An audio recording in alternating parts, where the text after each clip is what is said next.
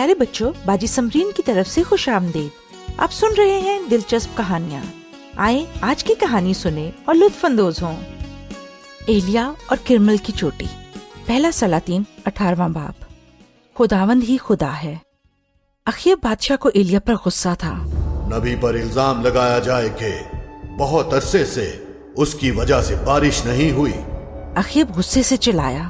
کیا وہ یہ بھول گیا تھا کہ اتنی بڑی خشک سالی صرف اس لیے ہوئی کیونکہ اس نے خدا کو چھوڑ دیا تھا؟ 3 سال ہو چکے تھے، 3 سال بارش کا ایک بھی قطرہ نہ برسا۔ اور پھر ایلیا اخیب بادشاہ کے پاس گیا۔ اخیب بادشاہ، اگر تو چاہتا ہے کہ دوبارہ بارش ہو تو اپنی پوری قوم کو اکٹھا کر اور سب کاہنوں کو بھی جو بال کی پوجا کرتے ہیں، ہم سب کرمل کی چوٹی پر ملیں گے۔ وہاں ہم دیکھیں گے کون اصل خدا ہے، خدا یا بال۔ اخیب نے ایلیا کی بات سن لی۔ اگلی صبح پوری قوم پہاڑ کی چوٹی پر چڑھی۔ کیا ہونے والا تھا؟ ایلیا نے لوگوں کو کہا، کب تک تم لوگ 2 خیالوں میں کھوئے رہو گے؟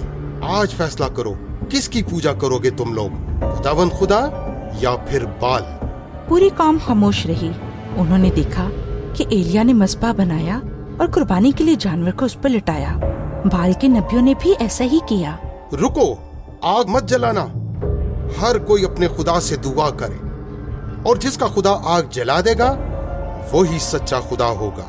بال کے پجاری جلدی سے بال کو پکارنے لگے۔ وہ گھنٹوں اسے پکارتے رہے، لیکن آسمان سے کوئی جواب نہ آیا۔ ایلیا نے ان کا مذاق اڑایا۔ تم لوگوں کو اور زور سے پکارنا ہوگا، ہو سکتا ہے تمہارا دیوتا سو رہا ہو یا پھر چھٹی پر گیا ہو۔ بہت ہی خاموشی چھا گئی جب ایلیا نے اپنے مذبح پر اور لکڑیوں پر پانی ڈالا۔ گیلی لکڑی تو جلتی نہیں ہے، کیا جل سکتی ہے؟ ایلیا نے بہت ہی تیز آواز اور پورے دل سے دعا کی، خداوند خدا، آج اپنے لوگوں کو دکھا دے کہ تو ہی اسرائیل کا خدا ہے اور میں تیرا غلام ہوں۔ واہ! اچانک آسمان سے آگ برسی اور برے کو جلا دیا، اور لکڑی، پتھروں اور تو اور پانی کو بھی۔ ہر چیز روشن ہو کر جلنے لگی۔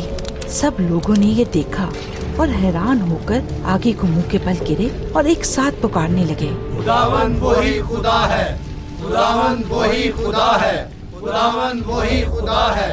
اب سب لوگوں کو سمجھ آ گئی تھی اور بال کے سب پجاریوں کو سزا مل گئی اور ان سب کو مرنا پڑا۔ خداوند ہی خدا ہے۔ ایک اور بار ایلیا نے خدا سے دعا کی اور کالے بادل آئے اور پہلی بوند برسی، اور صرف زندہ خدا کے ہی ذریعے سے پھر سے ایک بار بارش ہوئی۔ اچھا بچوں، اب باجی سمرین کو اجازت دیں۔ خدا حافظ۔